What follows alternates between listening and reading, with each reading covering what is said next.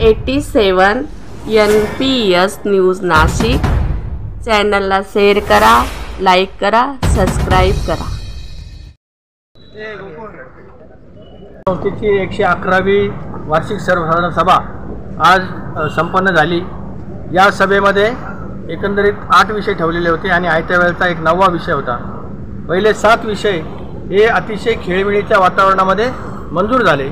सुरुवातीला मी जवळजवळ 1.5 तास संस्थेच्या संपूर्ण वर्षभराच्या कारभाराचा आढावा घेतला आणि त्यानंतर सभासदांनी हे पहिले 7 विषय मंजूर केले। 8वा विषय जेव्हा मी मांडण्यासाठी उभा राहिलो, कारण तो विषय होता महाविप्र विद्यापीठ।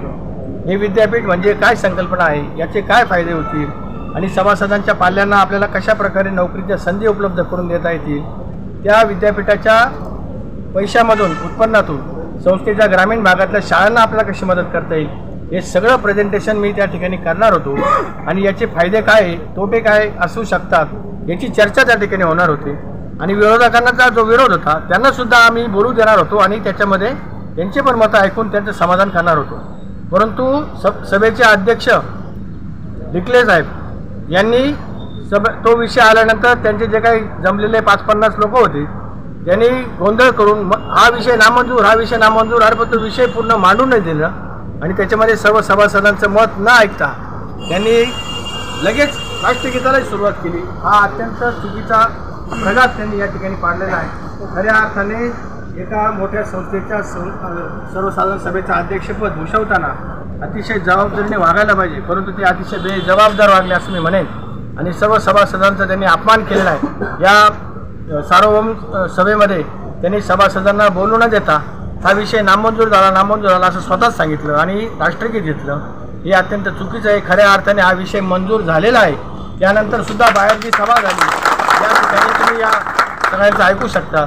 यानंतर सुद्धा बाहेर जी सभा झाली त्या सभेला सुद्धा 500-600 लोक हजर होते। त्यांनी सुद्धा हे सगळं ऐकलं आणि त्याच्यामध्ये मी माझे मतं मांडले, ते लोकांनी शांतपणे ऐकलेले आहे आणि या विद्यापीठाचे काय फायदे आहेत ते आम्ही त्या ठिकाणी सांगितलेले आहे। या उपर मी त्यांना हेही सांगितलं की जरी हा विषय या ठिकाणी सर्व बहुमताने मंजूर झाला असला तरी सुद्धा याच्यामध्ये आम्ही सर्व सभासदांना पुन्हा विश्वासात घेण्याचाही प्रयत्न करू।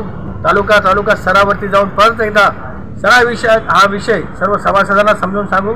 त्याचबरोबर मी असंही सांगितलं की या विषयामधले जे तज्ज्ञ आहेत त्यांचं आपण एक कायदेशीर मतं घेऊ की जेणेकरून सभासदांमध्ये जो भ्रम निर्माण केला गेला की हे विद्यापीठ हे खाजगी होईल, हे संस्थेच्या मालकीचं राहणार नाही, सभासदांना मतदानाचा अधिकार राहणार नाही, हा जो काही अपप्रचार केला जातो आहे तो चुकीचा आहे। याच्याबाबत एक समिती नेमून आम्ही त्या ठिकाणी कायदेशीर मतं घेणार आहोत आणि ते घेतल्यानंतर आदरणीय शरदचंद्र पवार साहेबांनाही आम्ही भेटणार आहोत, त्यांच्या कानावर हा विषय सांगणार आहोत आणि सगळ्यांच्या संमतीने हा विषय मंजूर झाल्यानंतरच आम्ही अर्ज करणार आहोत। आम्हाला कुठलीही घाई नाही। आज हा विषय ऑलरेडी मंजूर झालेला आहे, तसा तर तो कार्यकारिणीमध्ये सुद्धा मंजूरच झालेला आहे। आज फक्त सभासदांच्या माहितीसाठी हा विषय ठेवलेला होता, परंतु दुर्दैवानं तो विषय मांडू न देता, सभासदांना त्याची माहिती होऊ न देता हा विषय नामंजूर झाला असं ते गैरपद्धतीने म्हणतायत। तसं झालेलं नाही।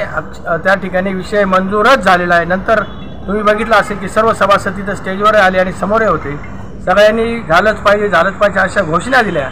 बाहेर जी सभा झाली तिथं सुद्धा सगळ्यांनी घोषणा दिल्या।